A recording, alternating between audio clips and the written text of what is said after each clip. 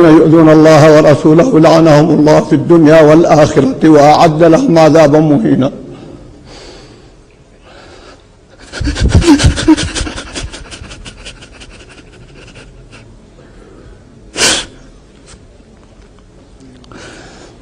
اعذروني أيها الأخوة، لا أستطيع أن ألقي درس اليوم. كيف ألقي درس اليوم والله ورسوله يصبان علانية؟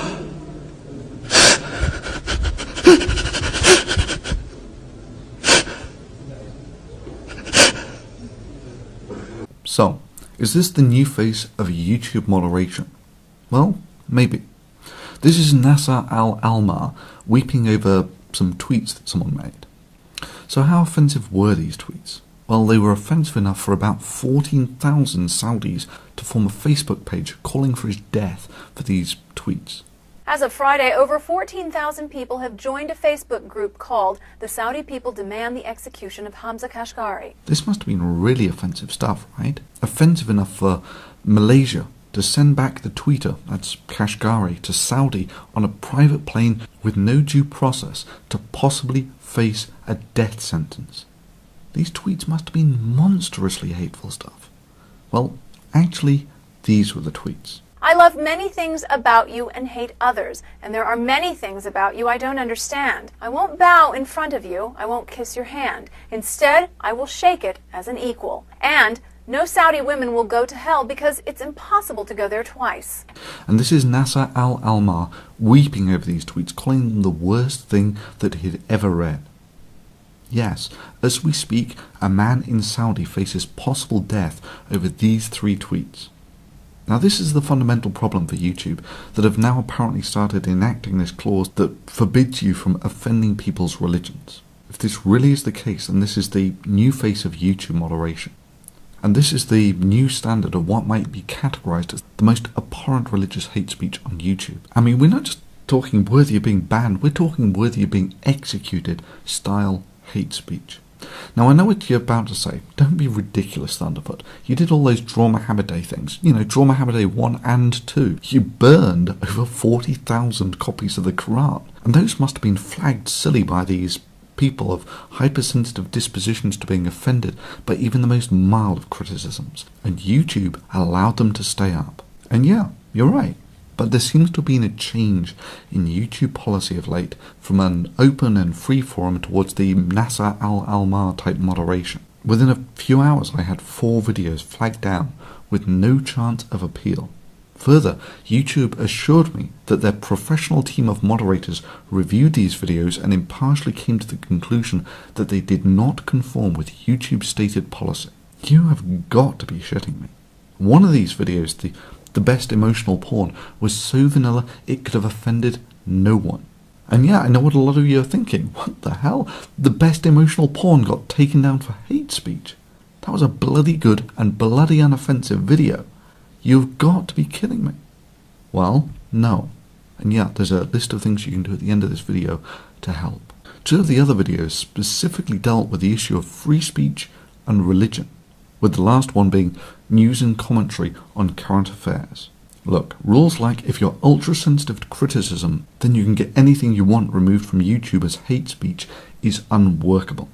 You must realise that you cannot temper what is hate speech simply by how sensitive people are to criticism. Else, pretty much all politics would count as hate speech. I'm not ashamed to admit that I'm a Christian.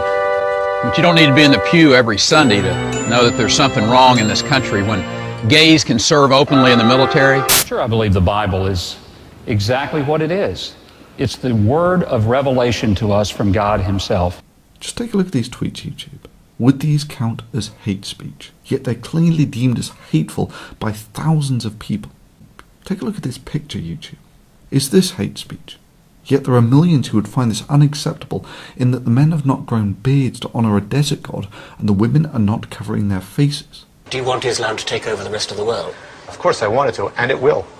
So my advice is to clean up your show at home, take your forces off our lands, correct yourselves, fix your society, All right? Fix your women. Fix your women. That's not my business. That's my women's business. No, They're it's not no. my It is women. your business. It is your business. When you take the women and dress them like whores on the street. I don't dress women. They dress themselves. No, but you allow it as a norm to let the women go on the street dressed like this.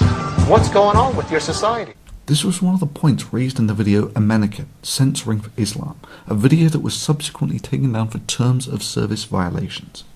I draw a stick figure. No one cares. No one could possibly call this hate speech. And now all I have to do is say that this is the Prophet Mohammad, and there would be thousands in this world who would be willing to kill over this blasphemous disrespect of their religion.